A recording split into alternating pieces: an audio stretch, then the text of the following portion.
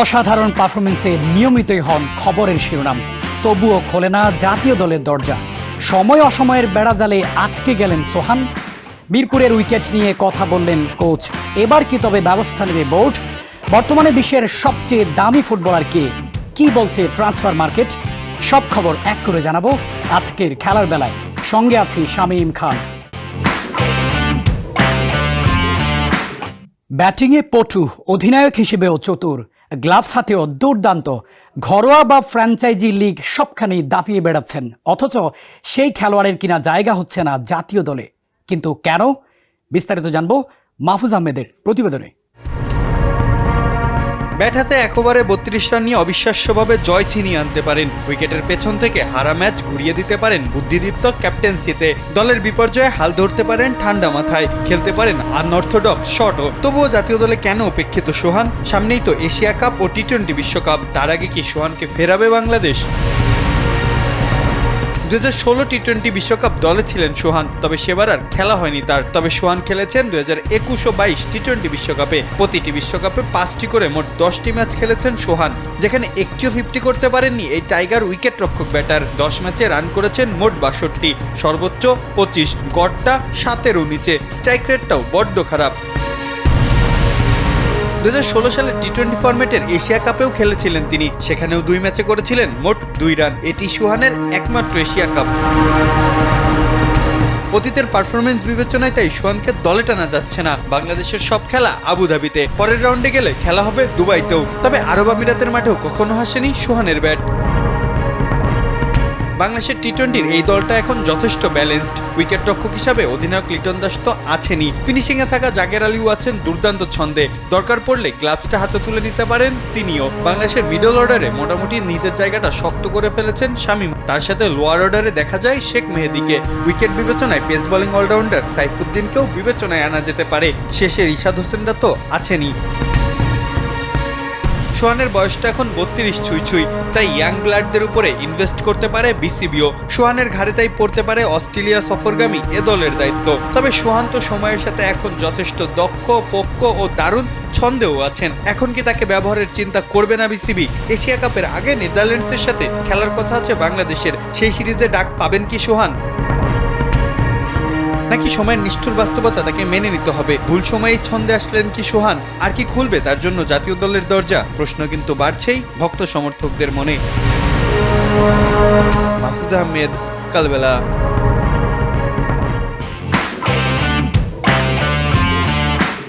মিরপুরের উইকেট নিয়ে তুমুল সমালোচনার পরও আসেনি কোনো ফলাফল। ভালো ব্যাটার তৈরির জন্য উইকেট কতটা গুরুত্বপূর্ণ সেই বিষয়ে সচেতন করেছেন বিসিবির কোচ সোহেল ইসলাম। বিসিবি কর্তাদের কানে কি পৌঁছাবে তার এই সচেতনতামূলক বার্তা? রাফিউল ইসলাম রাতুলের রিপোর্ট। ব্যাটসম্যানদের জন্য মিরপুরের উইকেটকে নরকের সঙ্গেও তুলনা করা যায়। বাংলাদেশের উইকেট নিয়ে প্রশ্ন উঠেছে আন্তর্জাতিক পর্যায়েও। পাকিস্তান দলের প্রধান কোচ মাইক হেসন, অধিনায়ক সালমান আগাও ক্ষোভ ঝেড়েছেন মিরপুরের এই উইকেট নিয়ে। 14 মাস পর হোম অফ ক্রিকেটে আন্তর্জাতিক ক্রিকেট ফেরার পরও চিত্রটা অপরিবর্তিত। অন্যদিকে ভালো উইকেটের গুরুত্ব নিয়ে খোলাখুলি কথা বলেছেন বাংলাদেশ জাতীয় দল ও এ দলের সহকারী কোচ সোহেল ইসলাম। উইকেটের পরে ডিপেন্ড করে আসলে একটা ব্যাটসম্যানের ব্যাটিং প্যাটার্নটা কেমন হবে। যদি লো বাউন্স উইকেট হইতে থাকে তাহলে ব্যাটিংটাও আসলে ওরকম হয়ে যায়। সেখানে শর্টস খেলতে ব্যাটসম্যানরা রিস্ক নিতে ভয় পায়। আপনি যখন শর্টস খেলতে যাবেন তখন আপনার কিছু রিস্ক তো নিতে হবে। আমরা এফেক্টেড যে আমাদের ব্যাটিং প্যাটার্নের মধ্যে এটা ঢুকে পড়ে এবং আমরা সাফার করতে থাকি। সফরকারী দলে পাকিস্তানের কোচ অধিনায়কের পর বিসিবির সহসভাপতি নাজবুল আবেদিন ফাহিমও উইকেট নিয়ে তার অখুশির কথা জানান। তিনি বলেন, টি-20-তে অন্তত 160 থেকে 170 রান না হলে ওই ধরনের উইকেটে খেলা উচিত না। সম্প্রতি মিরপুরের উইকেট নিয়ে আমরা অনেক আলোচনা করেছি এবং এখানে নেদারল্যান্ডস আসার একটা সম্ভাবনাও আছে। ঢাকার বাইরেও ভালো উইকেট আছে, বেশি রান হয়। পরিকল্পনা এবং চিন্তা করেছি সেখানেও আমরা খেলাতে পারি। হোম অফ ক্রিকেট ছেড়ে ঢাকার বাইরে ক্রিকেট পরিচালনায় কি আসল সমাধান? ক্রিকেটার তৈরির আসল কর্মযোগ্য উইকেট নিয়ে সোহেল ইসলামের কথা কি পৌঁছাবে বিসিবি কর্তাদের কাছে? না হয় আন্তর্জাতিক পর্যায়ে লজ্জা নিয়েই দিন পার করতে হবে বিসিবির। রাফিউল ইসলাম রাতুল, কালবেলা।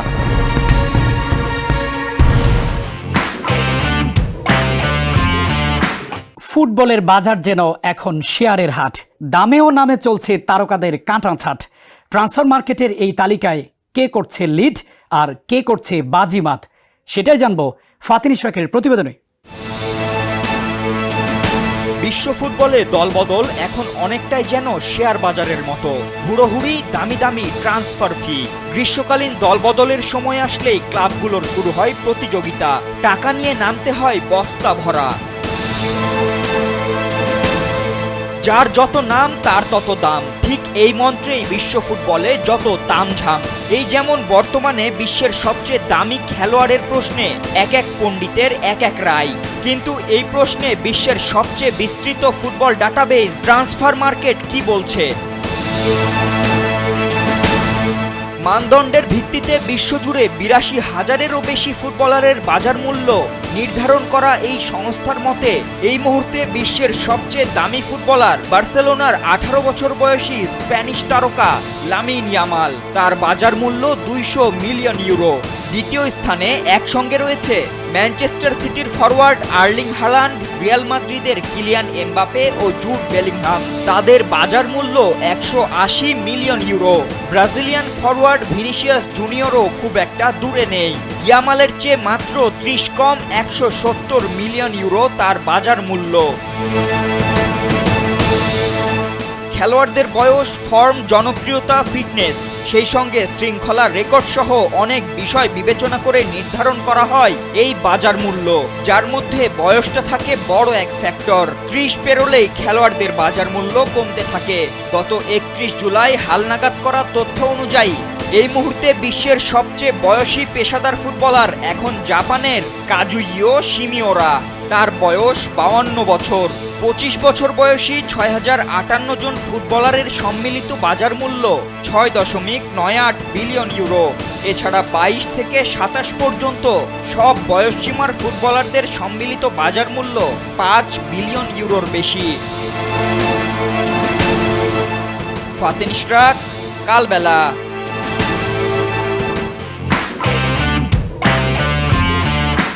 এই ছিল আজকের খেলার বেলায়। এতক্ষণ সঙ্গে থাকার জন্য ধন্যবাদ।